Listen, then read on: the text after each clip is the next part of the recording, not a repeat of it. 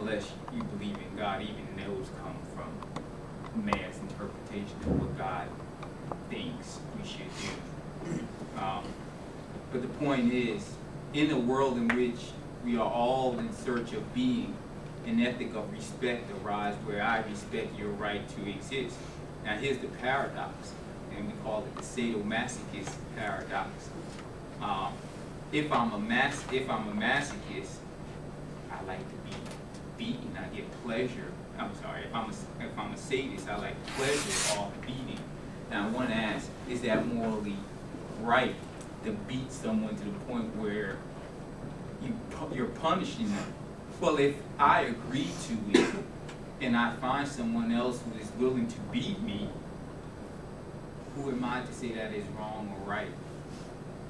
We try to. There are other people who try to say that is wrong, that is right, that is the proper way. That is not the proper way.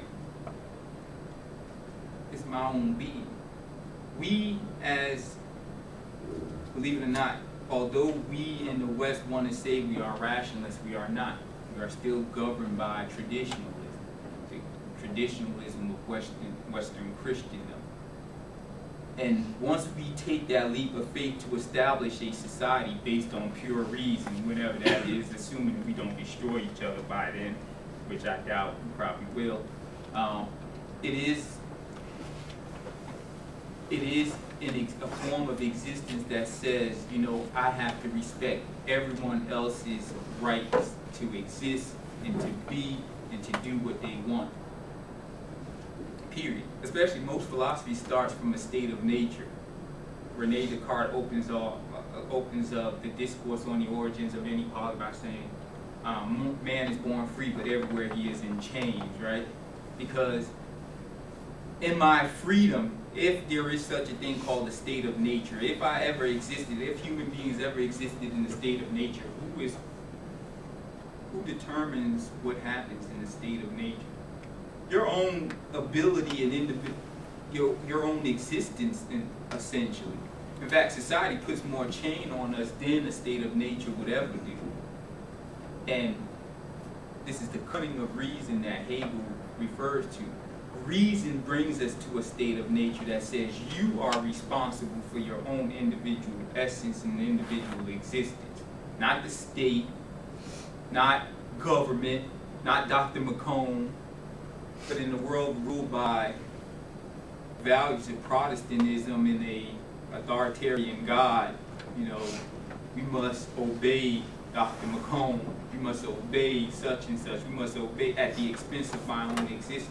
Rightly, wrongly, I think that world has taken us into despair and nothingness over the last 1,000 years. And we are at the brink of self-destruction in the contemporary world. When we look at where a world based or grounded in freedom of religion has taken us, we're in a state of nothingness and despair right now. Will we ever get out of it? Has liberal democracy won according to Francis Fukuyama? I think dialectically this is it. We'll see what happens the next 10, 20 years.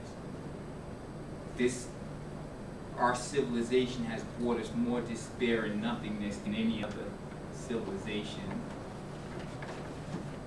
known to man. From yourself, from your, as you say, being, your rationale, your understanding, your philosophy, then how would you define a pedophile? That's an interesting question. We use that in my ethics class because people have the strongest position. You are aware of the fact that up until about the 1930s, up until about Roosevelt, children were seen as little adults, right? I'm going to use the case in my wife's grandparents. He was 25 when he married her. She was 15, and they've been married 58 years. Contemporarily, he would have been jailed, right? And this goes back to my initial point. Outside of human desire, there are no moral ethics. Because 50, 100 years ago, it's okay to marry someone 11, 10. You go to Muslim nations today, you can marry at 10, 11 years old.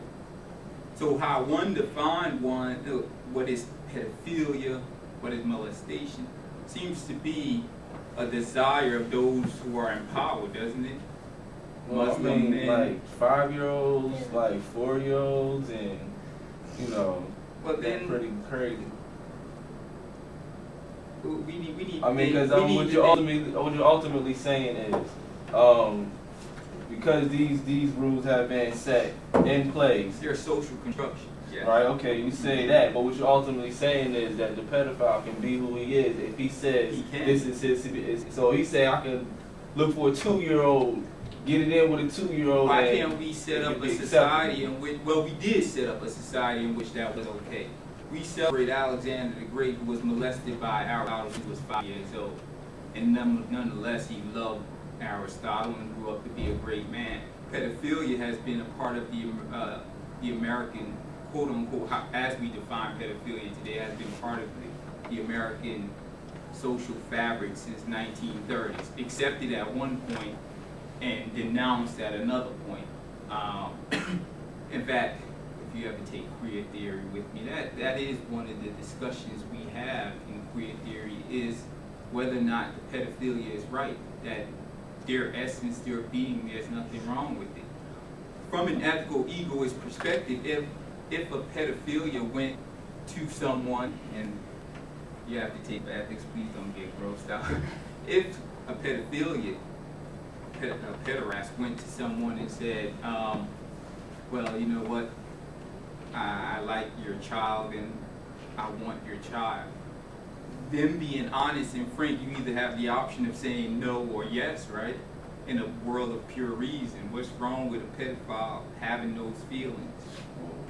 No, I'm saying, what is wrong with it? Because you're disgusted by it?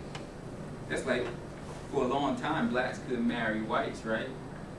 They thought that was gross and disgusting. I also think it's the outcome of it. The outcome is most children who have been molested and raped at those ages grow up to be what? Molesters and rapists as well. They do? Yeah. I check out the prison system. Did Alexander grow up to be? I don't know. He probably 1 out of a million, but I mean, it has a bad outcome. But look what you're saying. That's only if, again, you're missing my talk, because one would assume you have, as rational human beings, you have the choice to choose. You're saying because I am a pedophile, I will become a pedophile. No, not ultimately. But I'm saying with that the greater portion of those men, especially men who have been molested by pedophiles, raped by pedophiles, they turn out to be pedophiles or homosexuals, and so that had a great effect on them. Now that's an extreme, and I'm not going to get into the discourse, but do you blame them being pedophiles or them relinquishing their right to choose or to really think about why? For example, if you look at, what is the brother's name? McClurkin. Donnie McClurkin. He was molested. And he said he had to think about it. He didn't grow up to be a molester. But he was because he didn't choose. In that direction too. Though. Yeah. He said he had to think about it. He reached a point in his existence in which he had to think about it. He has that rational choice. We all have that choice. We can exist ready to hand or present at hand. I can exist as a regular animal. What's done to me, I will eventually recursively organize and do to others.